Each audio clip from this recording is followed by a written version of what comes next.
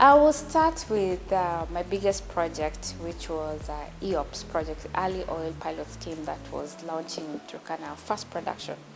I had about 100 men working. That's during the construction. And then during operations were about 30. Yes, I was the only woman and I was the only one who was supervising. To be honest, I've been very fortunate throughout my career where I have had very supportive team. They have provided me an environment. Some of the things, it doesn't come automatic to the men, like what are our requirements. And I will voice up and I would put in a request on some of the things that can help me to make my environment more comfortable to work in. So I've never really had a hard time.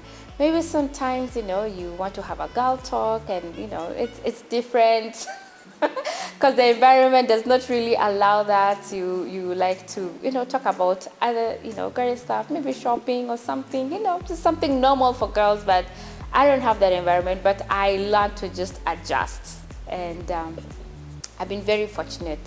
All my team, all throughout my career, I've been getting a lot of support. Whenever you start a family, that's whenever it becomes very challenging because you have a young child. Our schedules are very tough. Sometimes you work 12 hours, 16 hours. It can be a long day, depending on what operation is going on. So that's when you have a young family, a young child, or you've just given birth, that's whenever it becomes a challenge. And I would say that's one of the disadvantages, in working in our industry. Or sometimes you work in a schedule where you're gone for months. And I've seen a lot of women falling apart when it comes to, trying to balance. So it happens. But the industry also is open. You maybe might not be working on the project that you want, but maybe you'll be based in your specific country so that you can work 8 to 5. So we have different schedules that work for you. Maybe it might not just align with what you would like to do, but those are some of the sacrifices that we do as a mother and work balance between in the industry. I've always worked with men, so I've learned there are a few things. For example, now when I was a young engineer and I get to go to the field, and especially when I started working in Africa, they still feel that I should be given the light duties. And with light duties, you miss opportunities of learning some of the technology or some of the challenges. So I would say I had to change very quickly and show that I have enough support at home. Please always involve me. I'm the one who will voice out when when I'm not able to participate. So I created that environment for my colleagues and for my managers to a point where we were all aligned, like all the jobs can be given equally. There was one time actually I went to the field. Some of this will require manpower, even though we have our own technicians working in the field. But as an engineer, as a supervisor, it's always good to be part of them. To break that bondage. You're not the boss, like you work with them. So I remember there's one time we were just a few of us, and somebody needed to get into the cellar, to open a pressure valve. And I told them, since I'm the one who's a small body, they can be able to pull me out very quickly. But of course, in their mindset, they're like, no, you're a supervisor, 1, and 2, you're a female, we don't want you to do that, the dirty job. And I told them, what? If something happens to you down there, I'm not able to pull you out. So I think it's best for us to allow me to go in there and just open the pressure valve, and you can pull me out quickly if anything happens.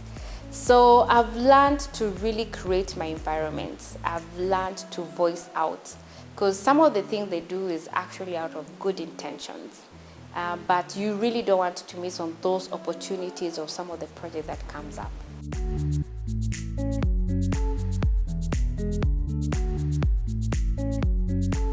Some of the biggest lessons is it also comes with time. Not everything goes the way you plan. So when I was a young engineer, I used to be quick in getting angry, quick in making decisions. But with time, I learned that, we need to take things simple, easy, and actually we make the right decision by just taking a breather. So that's what I have learned with life. We should not be rushing into decisions. Some of these things, life is already complicated the way it is. So we need to take things simple, have a breath in, and figure out what activities will calm you. Every job is very stressful. Yeah, so for me, my venting of my stress is definitely going to the gym. So I like going to the gym at lunchtime. It breaks my day and it resets me. So I found out if I go to the gym, and especially lunchtime, I come back refreshed and I'm able to handle more. So those are some of the challenges and solutions that I figured out in my life. And also, I like nature, so I joined a hiking club about 3 years ago. So when we have a weekend, when I'm around, I definitely join my hiking friends. We go disconnect with everything. Disconnect, even with my family, just disconnect, just me, nature, and just enjoying the environment.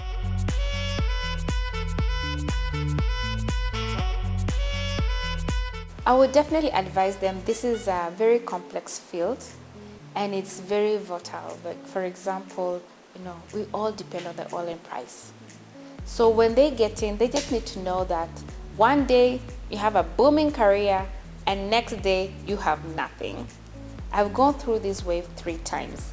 And that's one of the things that I found out, that our young youth that are trying to pursue petroleum engineering, it has hit them at the very wrong time, and some of them are not prepared because they thought, oil and gas, you get in, I mean, it's a good industry. They pay very well. They pay you very well. So those are the things that they need to determine, like, why are you getting into petroleum engineering? What are your options? Do you really understand the industry? Do you understand what it requires from you? And we're here. If they still want to pursue, we're here to mentor them, and we can share our career life, and we want to leave a really great legacy. I personally want to leave a really great legacy in the industry and for my family.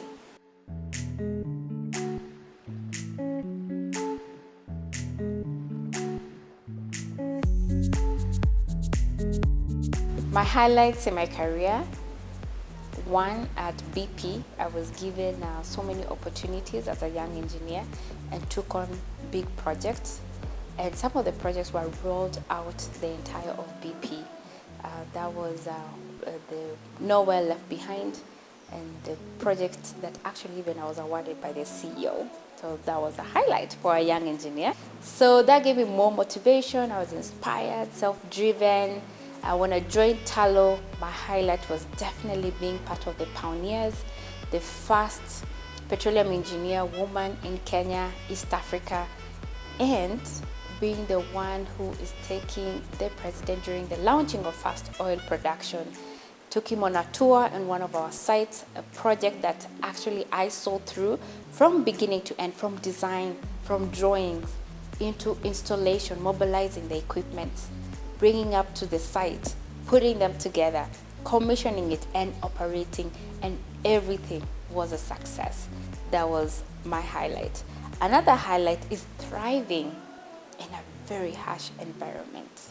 That one, I would say Chad was a very harsh environment. I mean, from security, from security issues to just very harsh environments. I'm telling you, like, it's just harsh. So those are my highlights in my career. I've received very many awards. I've received many numeration recognition, but to me, my most recognition is the impact to what I bring into the value of not only the company, but also for the country and the industry.